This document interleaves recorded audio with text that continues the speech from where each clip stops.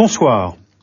Aujourd'hui, nous allons faire de l'histoire. Nous allons parler de la Chine, car j'avais simplement envie de vous raconter les extraordinaires aventures maritimes de l'eunuque, amiral en chef, Zhang He. Voici tout d'abord une carte de la Chine au XIIIe siècle. À cette époque-là, l'empire mongol des fils de Gengis Khan s'étend sur presque toute l'Eurasie. Une zone immense qui va de la Corée à l'Adriatique. Ce sont ces Mongols, les Yuan, qui ont vaincu la dynastie chinoise des Song, et ces Mongols seront eux-mêmes vaincus par la dynastie chinoise suivante, celle des Ming, qui va donc repousser à partir de 1368 ses envahisseurs vers les steppes du nord. La paix une fois revenue, la Chine peut retrouver puissance et prospérité. Alors le troisième empereur de la dynastie des Ming se nomme Yongle. Il règne sur le pays de 1403 à 1424. Il quitte le traditionnel quartier général du pouvoir qui était situé dans la ville du sud, Nanjing, Nankin, et s'installe dans la ville du nord, Peiqing, Pékin. C'est l'ancienne capitale des Trang. Il y embellit la cité interdite et la stabilité intérieure permet à Yongle de se lancer dans une grande aventure maritime. Alors pourquoi? Eh bien à cause de la route de la soie. L'unité de commandement mongole avait assuré la sécurité de cette route commerciale et donc permis la circulation des hommes et des biens, et ce, de la mer Noire à la mer de Chine méridionale.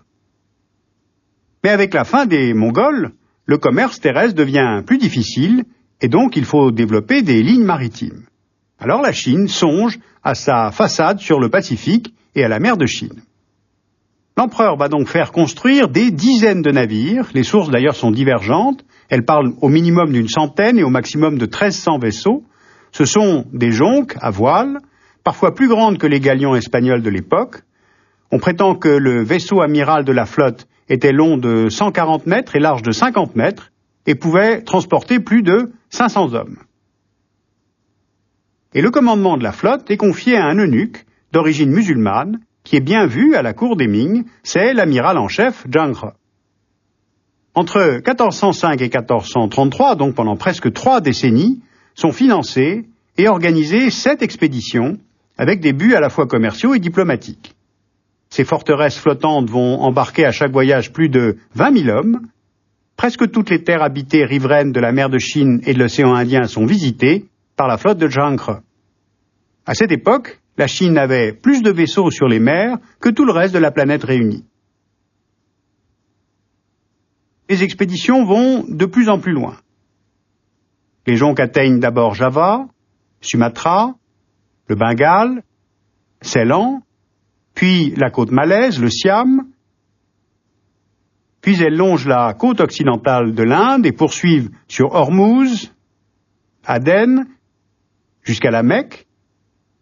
D'autres expéditions plus tardives conduisent Zhang He aux Maldives, puis sur la côte orientale de l'Afrique, à Mogadiscio, à Mombasa et jusqu'au canal de Mozambique.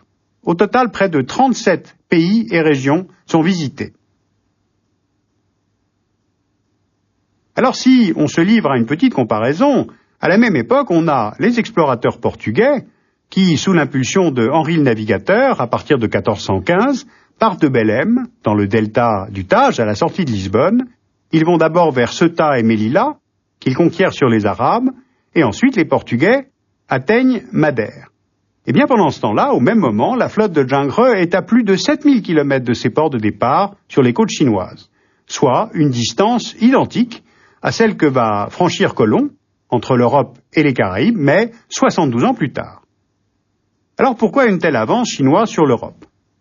Eh bien au moins 3 facteurs aident les Chinois à se lancer dans cette aventure maritime.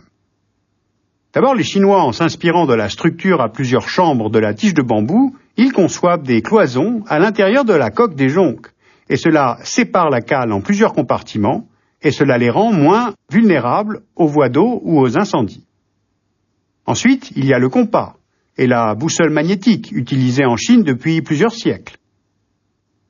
Alors, à quoi servent ces expéditions du XVe siècle? Eh bien, ce sont de véritables ambassades. Elles affirment la souveraineté de l'Empire du Milieu sur les barbares de la périphérie. Quand Zhang He arrive dans un de ces pays, il n'y a pas de pillage, il n'y a pas de conquête de territoire, on ne cherche pas les épices, on n'embarque pas d'esclaves, on ne laisse pas de missionnaires pour soumettre les âmes. Non, l'amiral chinois offre au dignitaire local des objets d'art, et celui-ci, en les acceptant, reconnaît la culture et donc la supériorité des Ming. C'est le dignitaire qui se déplacera ensuite pour venir payer tribut à l'empereur de Chine. Alors évidemment, on est loin du comportement des explorateurs portugais à la même époque. En 1433, donc 28 ans après les premiers voyages, les expéditions de Zhang He s'arrêtent brutalement. Alors pourquoi? Là aussi plusieurs facteurs. D'abord, la menace mongole et tatare reprend sur la frontière nord-ouest.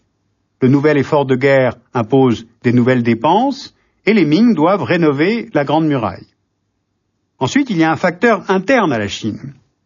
La vieille bureaucratie confucéenne redevient puissante face aux eunuques et aux concubines, ces deux castes qui se disputent régulièrement le pouvoir sous le ciel. Alors pour les mandarins de la bureaucratie céleste, la Chine est le centre du monde. Elle n'a rien à prouver par ses coûteuses expéditions maritimes, c'est aux dignitaires étrangers de se déplacer. Le budget de l'État en plus est déficitaire en permanence, car les États tributaires coûtent cher, rapportent peu à l'économie des Ming, et de toute façon, à quoi ça sert de rapporter des rhinocéros et des girafes de pays lointains, comme le font les navires de Zhang He? Après tout, le trésor impérial est là pour financer la construction de greniers à grains, des réservoirs d'eau pour les paysans, ou au moins creuser des canaux pour pouvoir circuler dans le pays. Alors précisément, le pouvoir chinois décide de réutiliser le Grand Canal, qui va de Hangzhou à Tianjin, soit environ 1600 km. Il a été commencé sous Qin Shi Huangdi lors du début de l'unité chinoise, en moins de 121. Alors il est modernisé, et il va pouvoir ainsi servir à acheminer le grain du nord au sud du pays, et donc il peut remplacer le transport sur mer, et en plus cela n'expose pas les cargos à voile aux menaces des pirates. Un édit impérial confie à la police côtière la mission de détruire les navires chinois qui tentent de s'éloigner ou de naviguer pour d'autres buts que simplement la pêche ou le cabotage. C'est la victoire des Antilles maritimes. La Chine se referme, et ce, pour plusieurs siècles. Alors on peut retenir peut-être 2 ou 3 choses de cette aventure. D'abord, les inventions technologiques sont en constant mouvement dans le temps, mais aussi dans l'espace. Nous aurions bien tort de croire, nous les Européens, que nous avons toujours été en avance technologiquement, et que nous serions les seuls à avoir un Christophe Colomb ou un Henri le Navigateur. Zhang He était un grand organisateur, un homme courageux, sauf que, avec la victoire politique des Antilles maritimes, qui entraîne la fermeture de la Chine sur elle-même au XVe siècle, en fait, on constate que les expéditions de Zhang He n'aboutissent à rien.